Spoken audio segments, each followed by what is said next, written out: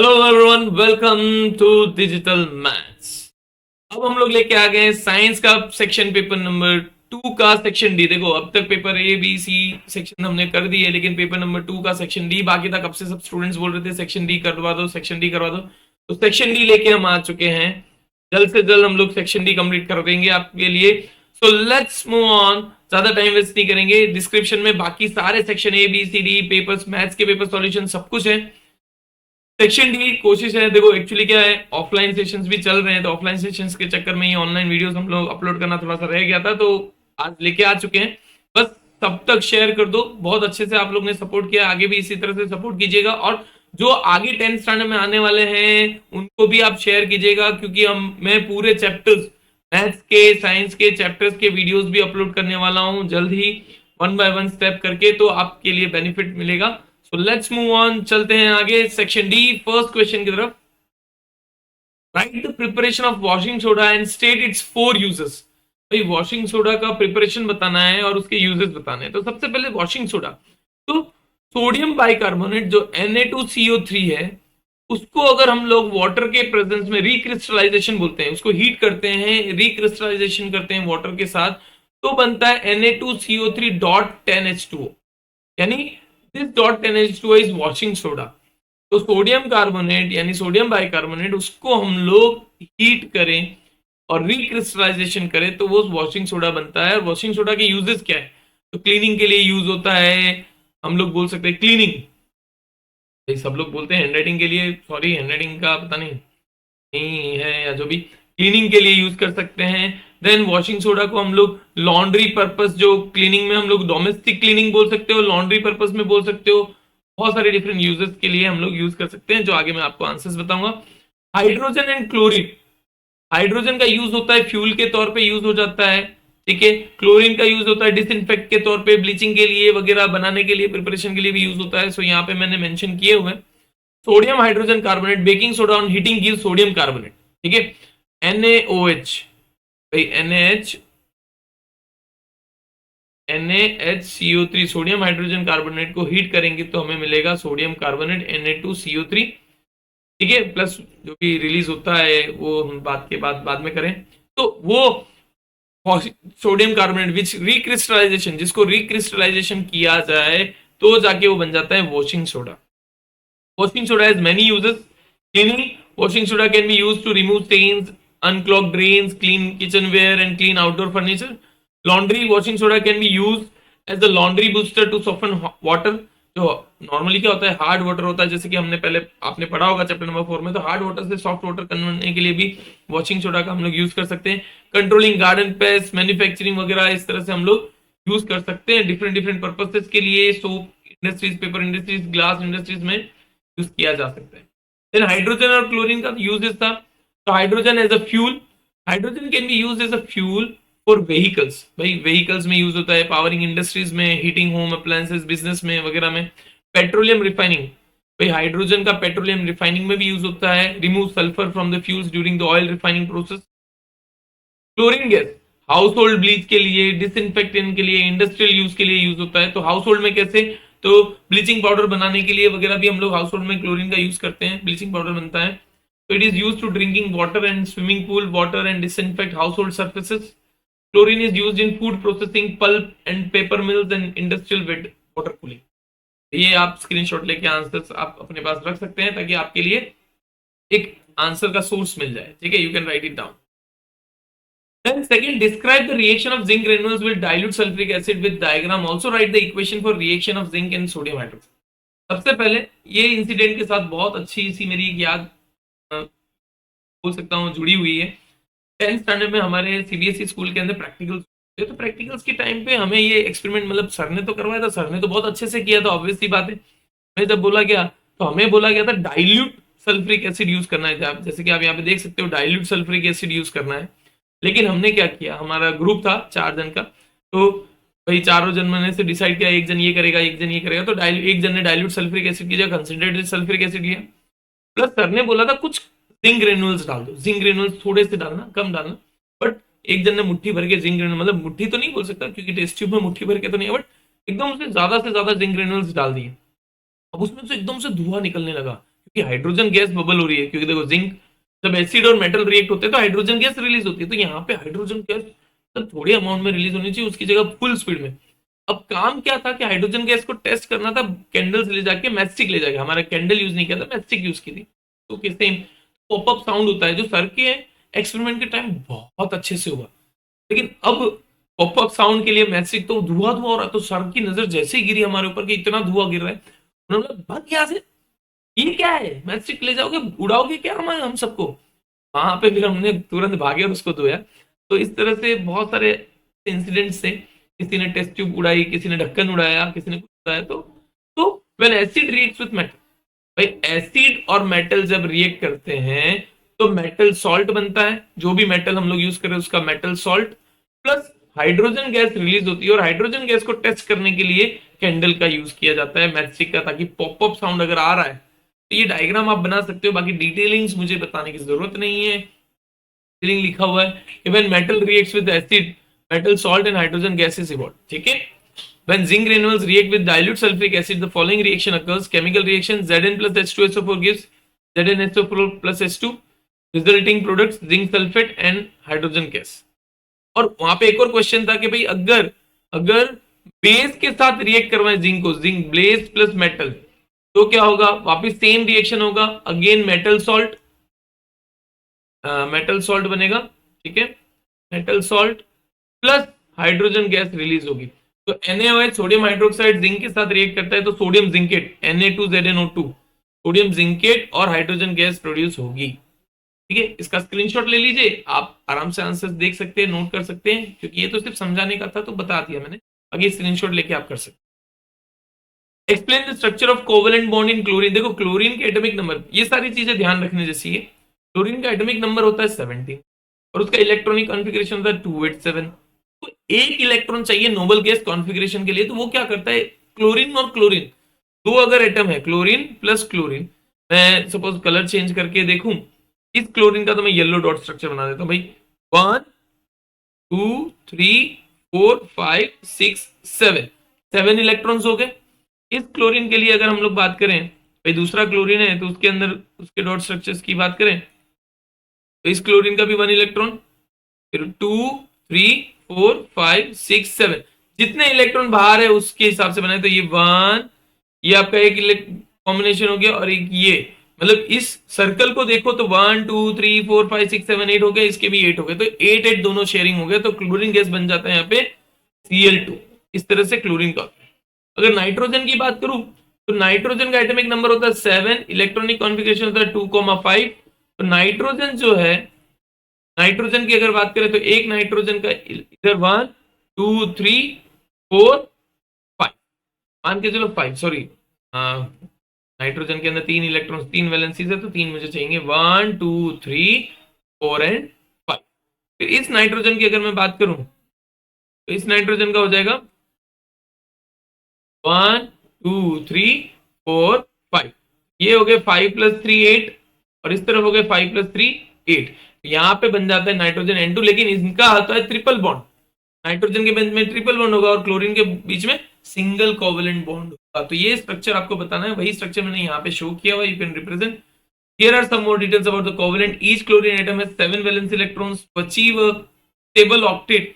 Each chlorine atom shares 1 electron. तो ये electron इन्होंने शेयर किया हुआ है ऑलरेडी, देख सकते हैं, ठीक है। तो यहाँ पे इन्होंने इलेक्ट्रॉन शेयर किए हुए हैं, तो 1, फिर इस तरफ 2, ये आपका हो गया। और यहाँ पे नाइट्रोजन का मैंने बताया हुआ ट्रिपल बॉन्ड बनता है, तो क्लोरीन क्लोरीन के बीच में जो है सिंगल बॉन्ड बनता है, नाइट्रोजन नाइट्रोजन के बीच में ट्रिपल बॉन्ड्स बनते हैं। तो आप इस तरह से स्ट्रक्चर बना सकते हैं, मैंने ऑलरेडी बताया, स्क्रीनशॉट ले लो, आपको आइडिया आ जाएगा। Then draw level diagram of ureter, explain the formation of urine in. देखो पहले तो यूरेटर का डायग्राम नहीं पूछेंगे, बाय मिस्टेक उन्होंने यूरेटर, क्योंकि यूरेटर के डिटेल में डायग्राम नहीं है, यूरेटर की जगह नेफ्रॉन या फिर एक्सक्रीशन सिस्टम का हम लोग डायग्राम पूछ सकते हैं, और फिर वो बता सकते हैं कि यूरिन फॉर्मेशन कैसे होता है, किस तरह से होता है एंड ऑल, ठीक है। तो सबसे पहले मैं अगर नेफ्रॉन की बात करूं तो नेफ्रॉन, देखो सबसे पहले एक्सक्रीशन सिस्टम जो है, ये एक्सक्रीशन सिस्टम, इसमें देखो 2 किडनीज होते हैं एब्डोमेन के और each side of the backbone, ठीक है, 2 किडनीज हैं। उसके अलावा ये हो गया आपका यूरिनरी ब्लैडर और ये आपका हो गया यूरेथर। तो किडनीज के अंदर अगर हम लोग बात करें, किडनी की अगर बात करें, किडनी के अंदर ये नेफ्रॉन प्रेजेंट होता है, millions, 1 million nephron near about present होते हैं किडनी के अंदर। और एक्सक्रीशन सिस्टम का काम होता है ब्लड को फिल्टर करना। बहुत सारे जन गलती से लिख देते हैं यूरिन को फिल्टर करना, बट यूरिन को फिल्टर नहीं किया जाता, ब्लड फिल्टर करते हैं, जो फिल्ट्रेट बचता है वो यूरिन होता है, ठीक है। तो किडनी, अब किडनी के अंदर ये नेफ्रॉन है, तो नेफ्रॉन कैसे वर्क करता है, ये ग्लोमेरुलस से, ठीक है। इसके अंदर जो भी ब्लड आता है, ब्लड यहाँ पे अल्ट्रा फिल्ट्रेशन होता है ग्लोमेरुलस यानी बोमन्स कैप्सूल। ये ग्लोमेरुलस जो नर्व के क्लस्टर है उसको ग्लोमेरुलस बोलते हैं, बाकी ये जो शेप है दैट इज बोमेन्स कैप्सूल, ये बोमन्स कैप्सूल है, ठीक है। अब बोमन्स कैप्सूल के अंदर फिल्ट्रेशन, अल्ट्रा फिल्ट्रेशन होता है, ब्लड में से यूरिन वगैरह जो भी है वो कलेक्ट कर लिया जाता है, यहाँ पे कलेक्शन होते होते यहाँ पे ट्यूब्यूल से पास ऑन होते हैं, यहाँ पे कलेक्टिंग डक्ट में आ जाता है, ठीक है। कलेक्टिंग डक्ट में आ जाता है, यहाँ पे ये कलेक्टिंग डक्ट में आ गया, और यहाँ पे जो है ब्लड जो बच गया कि वो आर्टरीज लेके तो आ गई, यहाँ पे किडनी तक लेके आ गए, सब कुछ जो मटेरियल था सब कुछ कर दिया। अब यही सारी चीज यहाँ से सब कुछ ट्रांसफर होके वापस वो चला जाएगा हार्ट के पास, हार्ट वापस उसको ऑक्सीजन मतलब लंग्स के पास भेजेगा, लंग्स से वापस ऑक्सीजनेटेड होके पूरे बॉडी पार्ट तक वापस भेजेगा। तो इस तरह से पूरा प्रोसेस चलता है। फिर यहाँ पे हम आ जाते हैं, नेफ्रॉन ने ये कर दिया, अब वो जो भी यूरिन प्रोड्यूस हुआ, मतलब फॉर्मेशन हुआ, यूरिन फॉर्मेशन इसी तरह से होता है कि अल्ट्रा फिल्ट्रेशन कलेक्टिंग डक्ट में कलेक्ट हुआ, वो फिल्टर जाएगा, और वहां पे एक्सेस अमाउंट में जो भी देखो पानी है या कोई भी न्यूट्रिएंट वगैरह एक्सेस अमाउंट में है, तो वो यहाँ पे वापस रीएब्जॉर्ब हो जाता है, रीएब्जॉर्प्शन होता है यहाँ पे, ठीक है। रीएब्जॉर्प्शन के बाद किडनी से वो पास होता है यूरेटर पे, यूरेटर कलेक्ट करता है यूरिन ब्लेडर। यूरिन ब्लेडर एक तरह से स्टोरेज है जहाँ पे यूरिन स्टोर होता है, और यूरेथ्रा के थ्रू रिलीज होता है, ये जो यूरेथ्रा है उसके थ्रू रिलीज होता है। ये तब तक रिलीज नहीं होता है जब तक हम लोग अर्ज ना करें कि भाई हमें पास ऑन करना है urine, this is whole process, ठीक है। ओवरव्यू मैंने दे दिया, अब यहाँ पे हम लोग समझे इसको। तो the human body produces urine through a process of filtration, reabsorption, secretion and the kidneys, ठीक है। Blood flows into kidneys, nephrons, where the glomerulus filters out waste product like urea and excess water. The filtrate lacks large protein and cells. In the proximal tubules, ये देखो ये ठीक है, proximal की जरूरत नहीं है reabsorption process में। In tubules, the body reabsorbs vitamin molecules, ions and water. जो भी उनको reabsorption करना है, water वगैरह, ions वगैरह तो करते हैं। Secretion, the collecting duct secretes hydrogen ion, creatinine, drugs and urea into the filtrate, which then leaves the body as urine. The kidney removes the waste and extra fluid from the blood, make urine. Urine contains urea, salts, accession of water and other substances. It's usually light or pale yellow in color and slightly ammoniacal smell. The urinary tract is pathway that urine travels through before leaving the body. The upper urinary system includes the kidney and ureter, while the lower urinary system includes bladder, urinary bladder and urine. ये पूरा process है, just read कर दिया क्योंकि मैं already समझा चुका हूँ किस तरह सीक्रेट होता है, रीएब्सॉर्ब होता है, फिर सीक्रेट, ठीक है। So the next question is, name the unicellular organism, how do they get nutrition? देखो इसको मैं डायरेक्टली आपको बता देता हूँ। अमीबा है, पैरामीशियम है, यूग्लिना है। अमीबा के पास जब भी फूड आता है, फूड पार्टिकल जैसे यहाँ पे दिख रहा है, वो एक फॉल्स एंड, सुडोपोडिया मतलब फॉल्स एंड जैसा स्ट्रक्चर, जैसे हम लोग क्या करते हैं खाने के लिए मुंह को खोलते हैं और फिर अंदर जाते हैं, उसी तरह ये फॉल्स हैंड बनाता है, सुडोपोडिया बनाता है, जिसके अंदर फूड अंदर एंट्री लेता है। फिर वो फूड जो है फूड वैक्यूल के अंदर स्टोर किया जाता है, फूड वैक्यूल के अंदर स्टोर होकर वहीं पे डाइजेशन वगैरह होता है, फिर वो बॉडी साइटोप्लाज्म के अंदर फूड चला जाता है, और जो एक्सक्रीशन है वो एक्सक्रीट हो जाता है यहाँ। तो unicellular organism obtain nutrition in different ways including amoeba uses pseudopodia to engulf food in process called phagocytosis.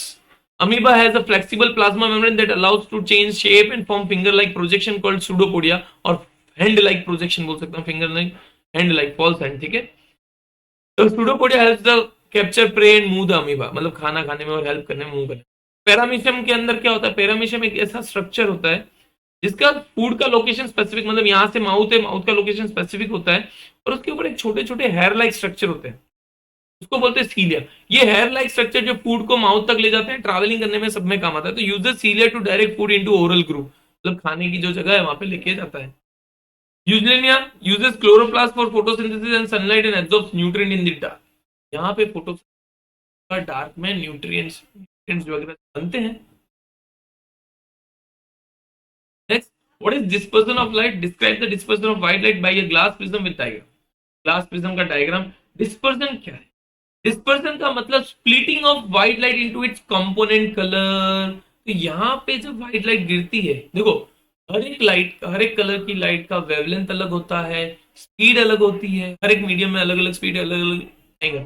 अब उसकी वजह से के अंदर जो डिस्पर्सन होता है, मतलब नॉर्मली जो व्हाइट लाइट है स्प्लिट जब होती है तो अलग अलग कलर में जब स्प्लिट होती है तो अलग अलग एंगल्स पे बैंड होती है, तो अलग अलग एंगल्स पे बैंड होने की वजह से, स्पीड की वजह से वो अलग अलग कलर दिखाई देते हैं। और जब वो वहां पे पास ऑन होते हैं तो हमें इस तरह से विबग्योर, विबग्योर उल्टा बन रहा है, VIBGYOR, तो उल्टा विबग्योर बन रहा है, दैट इज ग्लास प्रिज्म की डिटेल्स हम लोग शो करें। Dispersion of light is the phenomena that occurs when the white light passes through a glass prism, separates into its component color, creating a rainbow-like effect. Here's what happens during dispersion of light. Dispersion of light में क्या होता है? So light interacts with prism, different colors of light wave, different wavelengths, so they interact with prism molecular structure and differently. Light bends, the light bends at different angles depending on its color. So violet bends most and the red light bends the least. तो इस तरह से पूरा VIBGYOR formation होता है, वो हम लिख सकते हैं। Light exit prism, the light exit the prism at different angles creating a rainbow like effect. The colour of the visible light spectrum are violet, indigo, blue, green, yellow, orange, red and from the bottom to top. The degree of bending of refraction of each light ray depends on the speed through the prism. The refractive index of the material like glass varies depending on the wavelength of the color of light source. तो थोड़ा speed में है, और ये सारी चीजें आपको पता है। जिस वेवलेंथ स्पीड ज्यादा है तो उसका बहुत स्पीड में जाती है तो पता है डेविएशन कम आता है। तो रेड लाइट जो स्पीड में ट्रेवल करती है तो उसका बेंडिंग कम होता है, वायलेट लाइट थोड़ी स्पीड कम होती है तो उसका बेंडिंग ज्यादा होता है, इसलिए वो विबग्योर इस तरह से दिखाई देता है। What are the magnetic field lines? Draw the magnetic field lines around a bar magnet. Write the properties of magnetic field. बहुत इजी क्वेश्चन है, चैप्टर भले टफ लगे, ये क्वेश्चन इजी, आप आराम से अटेंड कर सकते हो। मैग्नेटिक फील्ड लाइंस आपको दिख रहे हैं, नॉर्थ से साउथ जाते हैं, ठीक है, नॉर्थ से साउथ जाते हैं, ये इसकी प्रॉपर्टी है। इंटरनल, इनसाइड में साउथ से नॉर्थ जाते हैं, इनसाइड में साउथ से नॉर्थ जाते हैं, बाहर की तरफ नॉर्थ से मर्ज एमर्ज होके साउथ में मर्ज होते हैं, और अंदर की तरफ साउथ से नॉर्थ में मर्ज। फिर जो रेज है भाई, जहां पे ज्यादा क्राउडेड है मैग्नेटिक फील्ड, वहां पे मैग्नेटिक फील्ड मतलब उसका स्ट्रेंथ जो ज्यादा होगी तो पोल्स पे अट्रैक्शन, फोर्स ऑफ अट्रैक्शन ज्यादा होता है। ये एक लूप बनाते हैं, एक दूसरे को कभी कट नहीं करते, कंप्लीट लूप बनाते हैं, ये एक दूसरे को कट नहीं करते। मैग्नेटिक फील्ड लाइंस है क्या? They are the imaginary lines. यहाँ पे मैं बता दूं आपको, magnetic field lines are the imaginary lines that the density of lines indicate the magnitude of the field. ठीक है, the magnetic field can be pictorially represented by magnetic field lines, the properties of which are as follows. Magnetic field emerges from north and merges at south outside the magnet, and south to north inside the magnet. The field lines are continuous closed loop. Field strength is proportional to the line density. Wherever the lines are crowded, there the magnetic field is more. That is, at poles, magnetic field is more. Field lines cannot cross each other. अगर एक दूसरे को cross करते हैं तो magnetic compass या किसी चीज को दो अलग अलग डायरेक्शन में पॉइंट करना पड़ेगा, वो पॉसिबल नहीं है। They do not cross each other. Describe the types of waste. Last question of this section. Last question हम लोग कंप्लीट करेंगे।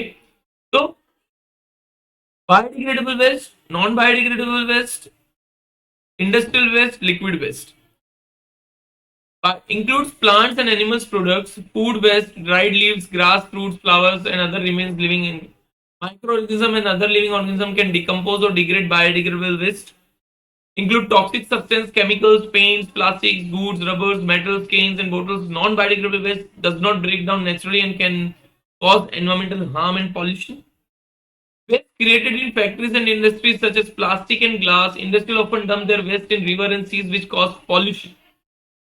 Liquid waste, water from domestic household, industrial process, and medical facilities. This type of waste includes washed water, used oil, industrial discharges, and chemical waste, etc.